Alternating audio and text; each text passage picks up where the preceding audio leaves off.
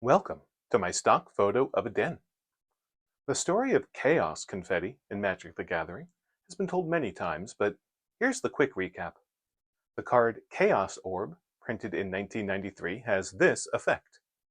Flip Chaos Orb onto the playing area from a height of at least 1 foot. When Chaos Orb lands, any cards in play that it touches are destroyed, as is Chaos Orb. Legend has it, one enterprising player decided to make sure it had maximum destructive effect. So when it came time to execute the drop, he tore it up into little pieces and threw them all over the battlefield. This made it so lots of cards were destroyed in game terms, and the Chaos Orb itself was destroyed in real life. When Wizards of the Coast made their Unglued set in 1998, composed of many in-jokes, they included Chaos Confetti, which explicitly has you tear the card into pieces and throw it from 5 feet away, destroying everything it touches. This was an explicit joke from a non-tournament legal set, just goofing on the urban legend. Not everyone got the joke, though. For reasons I can only guess, one CCG made an honest, tournament-playable card that forces you to tear it up. This is the story of the game Redemption, introducing the card Haman's Plot.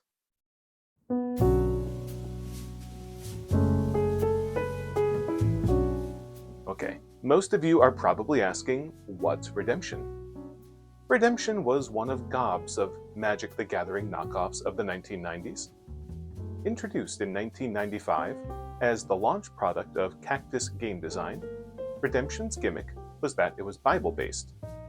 It wasn't sold in the places you might buy Jihad or Legend of the Five Rings, but instead largely at Christian bookstores alongside study Bibles and the latest CD releases from Big Tent Revival and Jars of Clay. Although, to be fair, it did have a presence at the big game conventions. The first 4 national tournaments for Redemption were all held at Origins or Gen Con. Interestingly, Redemption decks are composed of both offense and defense. Your offense was composed of biblical characters working to save lost souls. On your turn, you can send out one of your good characters, a hero, and the opponent can block with an evil character called an evil character. And if so, a battle ensues, with the player who's losing getting initiative to play an enhancement matching their character's color, or brigade. If the hero triumphs, they rescue a lost soul. First to 5 rescued souls wins. Its primary audience upon release wasn't teens and adults, but a younger set, those whose parents probably wouldn't allow them to even own Magic cards. It had a real simplicity to its cards in those early days, most of them having only color and numerical attributes to them. There wasn't even an interesting variation in numbers. Most characters were 4-4 or 6-6, those are the attack and defense values, and most enhancements were 2-2. The few enhancements with special abilities were a big deal, even though many were hyper-situational. A game of Redemption wasn't exactly a game of war, but it wasn't all that far removed. So few cards had abilities, in fact, that the card template didn't even have a spot to put the text. The few cards that did include text just slapped it on top of the art, wherever. Kind of baffling choice, and luckily not one I've seen in many games since. Blue Moon is the first one that comes to mind for me, but let me know in the comments if you think of any others. For its initial shortcomings, though, Redemption still attracted a decent player base. Some of that is the nature of the Christian marketplace being such a self-contained sphere. It's a fairly captive market, and one with limited options. If you wanted to play a game that professes Christian principles, well, what else are you going to play? Bible Pictionary? Bible Scattergories? Bible Outburst? But also, game creator Rob Anderson, founder of Cactus Game Design, made some sound decisions to keep kids and their families enjoying the game. 1. No card would ever be banned. If you open a pack, you will never be told, "Sorry, you can't use that card." 2. Cards had no resource cost like mana or energy. If you want to play a card in your hand, you can. For a young player that wants to get their big cards out ASAP, that's perfect, even if not amazing for game balance. 3. The financial asks were pretty reasonable. Even the rarest cards weren't that rare, outside of a few promotional cards. And most of them weren't all that amazing anyhow. On the secondary market, most cards could be found at a quite low cost, with cards even in the double digits of dollars very rare. Even several years into the game's lifespan, there were some promos that would run even rarely above $15. The strongest card in the game, Son of God, which gets you a fifth of the way to victory, is found in every single starter deck, so how's that for even footing? And finally, good connection with the community. From early days, there was a decently flourishing tournament scene. Whether at churches, at game stores, or sometimes just at someone's house, anyone could host a local tournament. And there were district, state, regional, and national tournaments with a robust structure, including national ranking points. Rob and the other members of the small Cactus staff were actively answering questions on their website and through the newsgroup rec.games.tradingcards.misc. And I didn't have to look that up because I played Redemption starting in the late 90s. And I was one of those people who was active on rec.games.tradingcards.misc starting in 2000, the year I turned 13. Thanks to the magic of the internet, my teenage self's discussion contributions are archived forever. I haven't found anything too yikes in there yet, but I apologize for anything I said when I was a teen, just in case. However, I won't apologize for the Redemption Card Organizer and Deck Builder, a Visual Basic 6 application I made that connected to a Microsoft Access database of cards, letting you build decks, and it would give you stats about card counts and percentages. I really wish I could still find a copy. At least the Internet Archive saved this super grainy screenshot. But Cactus paid me $500 of Redemption product credit for the ability to distribute that. And that gave me many years of booster boxes, keeping me able to stay on top of the game even when my wallet, my Velcro wallet, wasn't overflowing with pocket money. As the game built in popularity, its cards got more adventurous. In the next few sets, namely Prophets, Women of the Bible, Warriors, and Apostles, more and more characters got special abilities. And most enhancements did. That made play much more interesting. Now, cards weren't always balanced. Cards weren't always worded well. Cards weren't always worth putting in any deck ever. But there was a lot of variety. At this point, we're in 2001, Redemption's chugging along nicely, even though most other games released during that post-Magic boom have long since folded. There are a few minor ones like Shadow Fist and Star Trek that were still going. At this point, Pokemon CCG is a couple years old. Yu-Gi-Oh's not even out yet in the States. Redemption's got its nice little niche, and it isn't staying complacent. They've got a little team of devoted playtesters and card creators, made up of some community members. The odd wording is starting to get hammered out sometimes. Cards are getting errata, but still not banned. Tournament rules are getting stable, and starting in Apostles, Cactus is saving some money using some classic artwork and IP tie-ins for some card art, rather than the honestly quite nice commissioned artwork it had used for its first several years.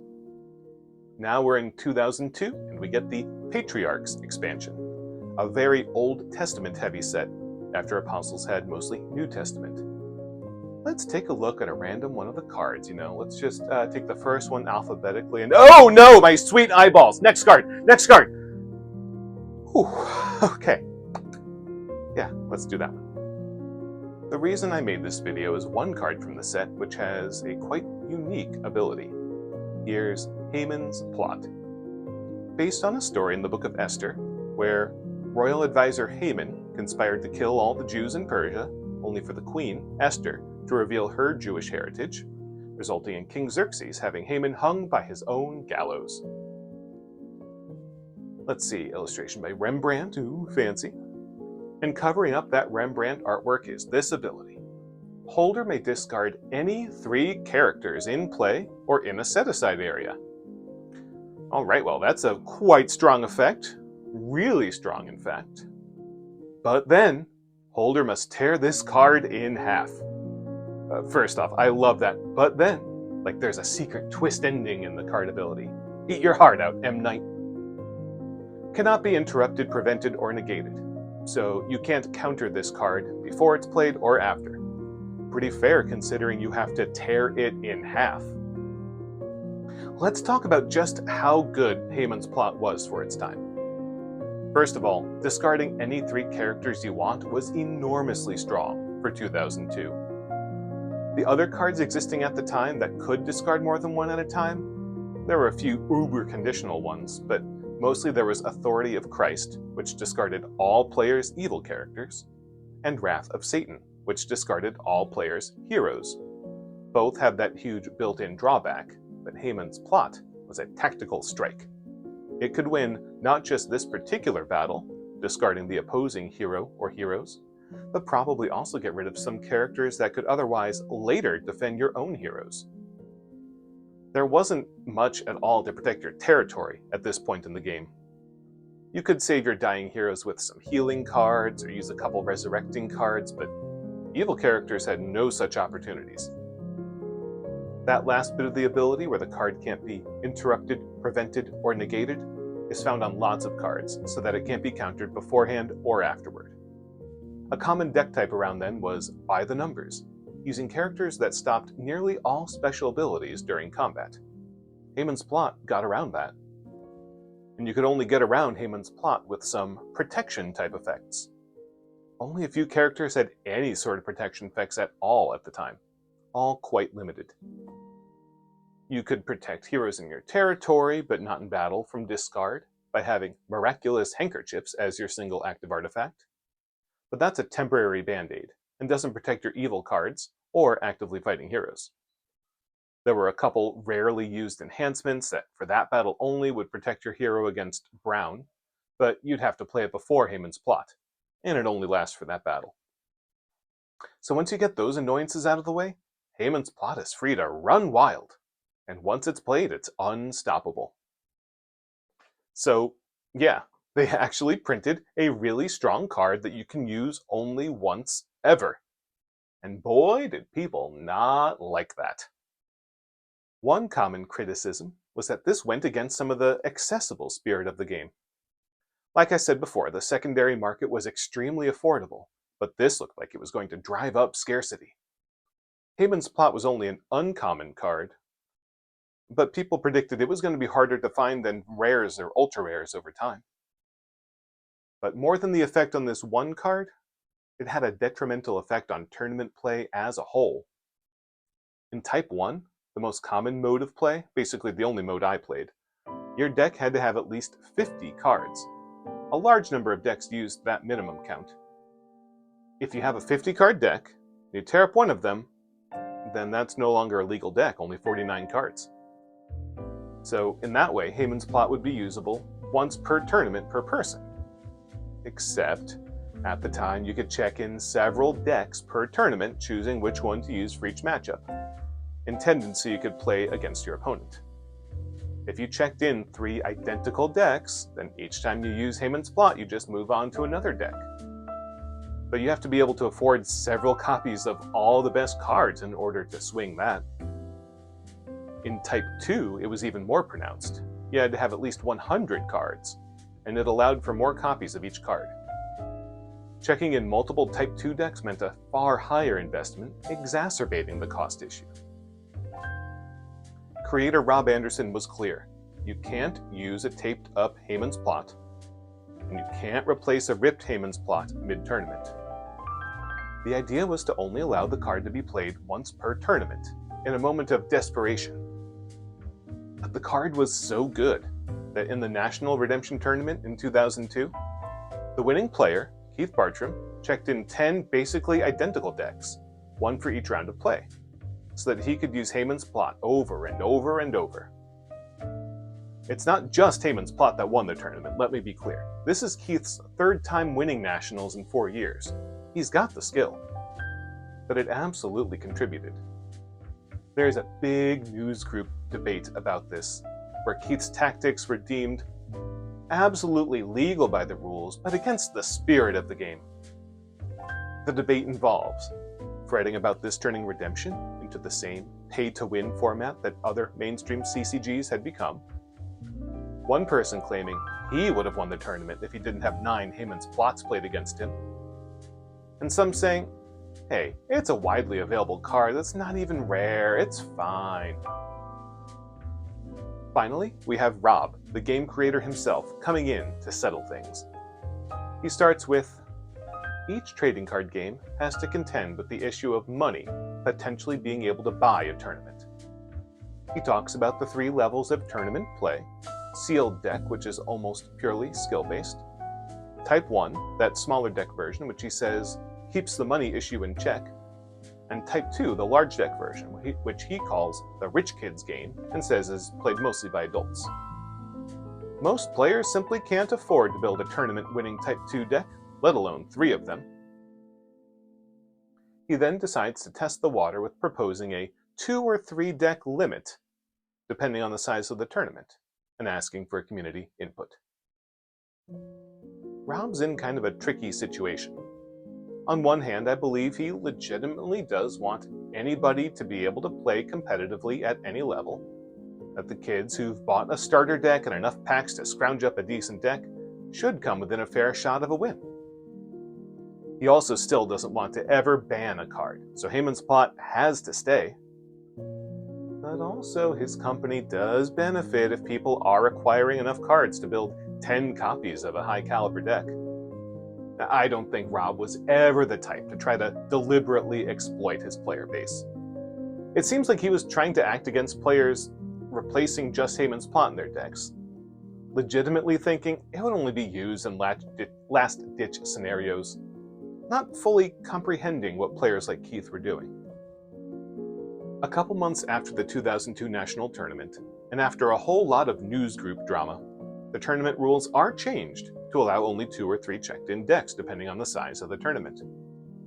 Other games might have just banned Haman's plot, but that wasn't Cactus's style. They could have given the card errata, which they'd done for quite a few cards, to change its effect, but they didn't do that here either. So instead, they would release new cards to soft counter Haman's plot. The next year brought a promotional Esther card, free for anyone attending a local tournament, which says, while Esther is in play, all characters except Haman are immune to Haman's plot. This ability cannot be negated. Very, very specifically targeted, probably not going in many decks, but it's a start. The 2003 expansion, Kings, had some more territory protection and hero retrieval that could be used in any deck. Evil characters still largely vulnerable, but getting more protection a few years later. In addition to this protection, 2006's Priests set included a card, Haman's Plot Exposed, which specifically targeted cards that could capture or discard, and couldn't be stopped by brown cards. I wonder what that might be about. In the other direction, in 2010, the Disciples set included Haman's Gallows, which included a bit saying, if a card would be torn, remove it from the game instead. That plot had a long shadow. For years, looking at top-performing decks, you saw Haman's plot in a decent number of them. Not a mandatory inclusion, but quite common. In Type 1-2 player, from 2002 on, 7 or 8 Nationals winnings decks included plot.